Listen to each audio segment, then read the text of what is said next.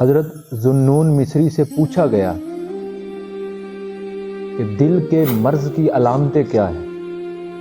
حضرت ذوالنون مصری علیہ رحمہ نے جواب دیا، فرمایا دل کے مریض ہونے کی اور دل کے بیمار ہونے کی 4 علامتیں ہیں۔ فرمایا ان میں سب سے پہلی علامت یہ ہے کہ عبادت میں لذت کا نہ آنا، کہ بندہ نماز پڑھے، اللہ کے حضور جھکے، عبادت کرے، لیکن وہ عبادت میں اس عبادت کی لذت محسوس نہ کرے اور اس کو وہ عبادت لذت نہ دے۔ فرمایا یہ اس کے دل کے بیمار ہونے کی پہلی علامت ہے۔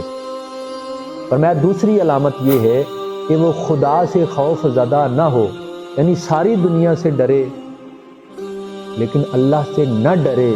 جب یہ چیز اس میں پیدا ہو جائے تو اس کا دل بیمار ہو چکا ہے، وہ مریض ہو چکا ہے۔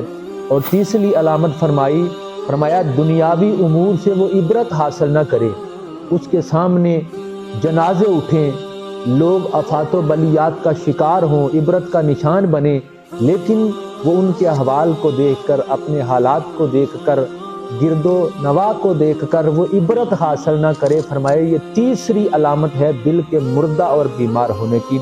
اور چوتھی علامت فرمایا دل کے بیمار ہونے کی اور مریض ہونے کی یہ ہے کہ بندہ علم کی باتیں سنے لیکن ان پر عمل نہ کرے، سننے کے بعد ادھر سے سنے ادھر سے نکال دے اور اس پر عمل نہ کرے۔ تو فرمایا یہ علامت دل کے بیمار ہونے کی علامت ہے۔